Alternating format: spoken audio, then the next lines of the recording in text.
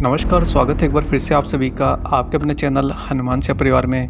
आशा करते हैं कि प्रभु श्री हनुमान जी और परम पूज्य गुरुदेव बाबा नीम करोली महाराज जी आप सभी भक्तजनों पर असीम कृपा सदैव बनाए रखें।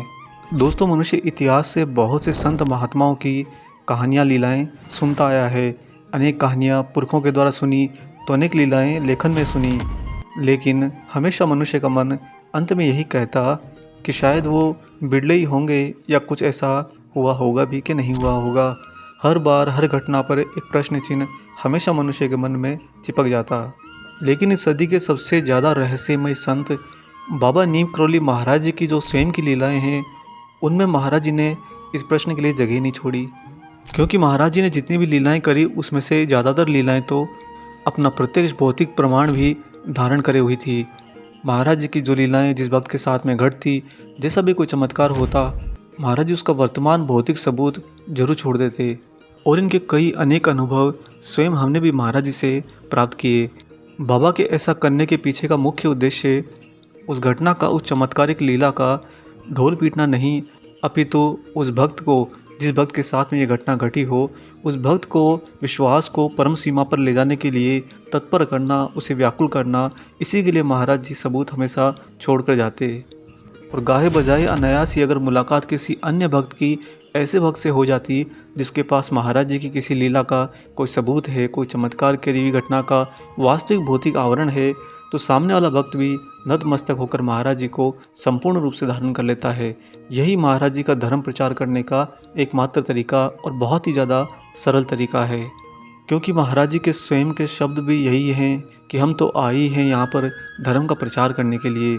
धर्म क्या? सत्य। सत्य कौन? ईश्वर। उस ईश्वर का प्रचार करने के लिए महाराज जी धरती पर आए।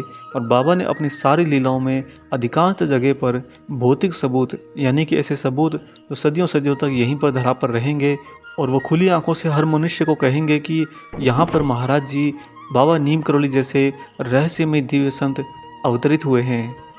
महाराज जी शरीर रहते हुए ऐसा भी नहीं है कि कोई और साधु संत अगर कोई सिद्धि को प्राप्त कर लेता है, कोई चमत्कार को करने की क्षमता ग्रहण कर लेता है, तो बाबा उसकी बात को काटते हों या महाराज जी उसे कभी नीचा या ऊंचा दिखाने का प्रयत्न करते हो। महाराज जी हर एक मनुष्य के अंदर जो भी क्षमता ईश्वर की स्वयं की विकसित होती है, उसका संपूर्ण सम्मान किया करते। क्योंकि महाराज जी तो उनका भक्त हो या कोई अनजान, हर एक प्राणी के अंदर सबसे पहले अपनी प्रथम मुलाकात में प्रभु श्री राम को तलाशते और प्रभु श्री राम के दर्शन होने के बाद में महाराज जी अनायास ही उसी के होकर रह जाते।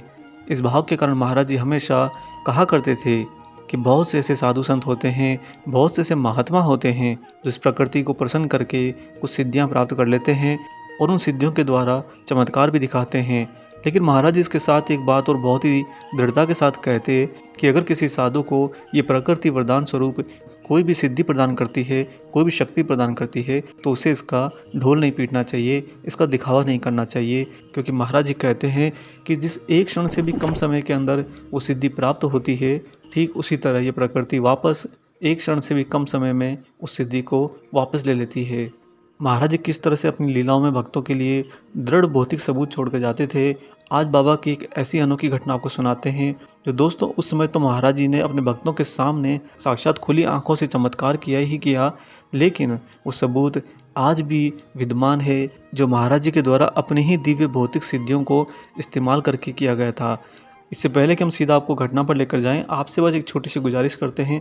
वीडियो आपको अच्छा लग रहा है तो वीडियो को लाइक ज़रूर कर दीजिए और चैनल पर नए हो तो चैनल को अभी ही सब्सक्राइब कर दीजिए। आइए अब सीधा आपको लेकर चलते हैं महाराज जी की इस बहुत ही अनूठी लीला पर। दोस्तों, एक दिन महाराज जी सेठ राम रतन गुप्ता के घर पर कानपुर गए थे। उस दिन बाबा उनके घर पर अकेले ही आए थे। तब गुप्ता जी के भाई ने महाराज जी को मुंबई स्थित अपने आवास पर भी आमंत्रित किया। उन्होंने प्रिंस स्ट्रीट मुंबई का अपना पता बाबा को दे दिया था। बाबा ने बस इतना ही कहा कि हम आएंगे, लेकिन ये नहीं कहा कि कब आएंगे। इस घटना की प्रथम मुलाकात के बाद में गुप्ता जी के भाई की दोबारा बाबा से कहीं कोई मुलाकात, कोई भेंट नहीं हुई। परंतु कुछ वर्षों के बाद में बाबा दक्षिण भारत की यात्रा के दौरान एक दिन मुंबई गुप्ता जी के घर पर सीधा पहुंच गए। और उस समय महाराज जी के साथ में उनकी यात्रा में पूजनीय श्री सिद्धि माँ, तुलाराम शाह जी, उनके पुत्र रमेश और गिरीश भी थे। सेठ राम रतन गुप्ता जी ने तब महाराज जी को दक्षिण भारत की ही एक प्रख्यात ब्रह्मचारिणी महिला के चमत्कारिक कार्यों के बारे में बताया। उन्होंने बड़े ही हर्ष के साथ महाराज जी को उन घटनाओं के बारे में बताया जो उन्होंने खुली आंखों से वहाँ पर देखी थी। तब बाबा बोले कि हम भी उन माँ से मिलेंगे। महाराज जी को लेकर वे लोग मुंबई के बाहर रह रही उस साधिका के घर पर गए। जब ये लोग उन साधिका के घर पर गए, उस समय महाराज जी के साथ में श्री रमेश जी और गिरीश जी भी थे।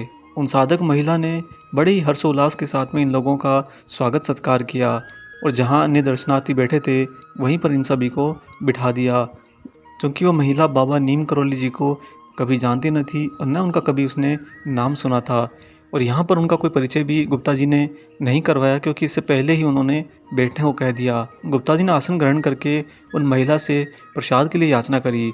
तब सभी ने देखा कि उन साधिका के पास में 2 कटोरे थे। एक कटोरे में रोली थी और दूसरे कटोरे में चंदन रखा हुआ था। वह किसी व्यक्ति के हाथ में जब रोली डालती तो वह चंदन बन जाता, और जब चंदन डालती तो वह रोली बन जाती। इसके बाद वह अपने ही हाथ में अष्ट धातु की एक छोटी सी मूर्ति पैदा करके उस दर्शनार्थी को दे देती प्रसाद के रूप में। यही उन साधक महिला का प्रसाद देने का तरीका था। जो भी भक्त आता उन्हें वह एक अष्ट धातु की मूर्ति जरूर देती। और उस समय उन्होंने महाराज जी के साथ आए भक्त गिरीश जी को दुर्गा माता की एक छोटी सी प्यारी सी मूर्ति भी दी। जब रमेश की बारी आई तब वह मन ही मन में महाराज जी से प्रार्थना करने लगे कि बाबा अपना चमत्कार दिखाओ और उस महिला के हाथ में कोई भी मूर्ति पैदा न होने दो। उस समय महाराज जी के भक्त रमेश के मन में ऐसी प्रार्थना क्यों आई, इसका तो उनके पास में कभी जवाब नहीं था। वो कहते हैं कि अनायास ही मेरे मन में इस तरह की तड़प उठी और मैं मन ही मन महाराज जी से प्रार्थना करने लगा। वहीं नज़दीक कंबल ओढ़े बैठे बाबा नीम करोली महाराज जी ने रमेश के मन की पुकार सुन ली और उस महिला के हाथ में उस समय कोई मूर्ति पैदा नहीं हुई, और अचानक से सिद्धियों को पुकारती हुई वह अचेत होकर जमीन पर गिर पड़ी। उसके साथ ही आदमी लोग उसे लेकर अंदर कमरे में गए। थोड़ी देर तक काफ़ी प्रयत्न करने के बाद उसे होश आ गया।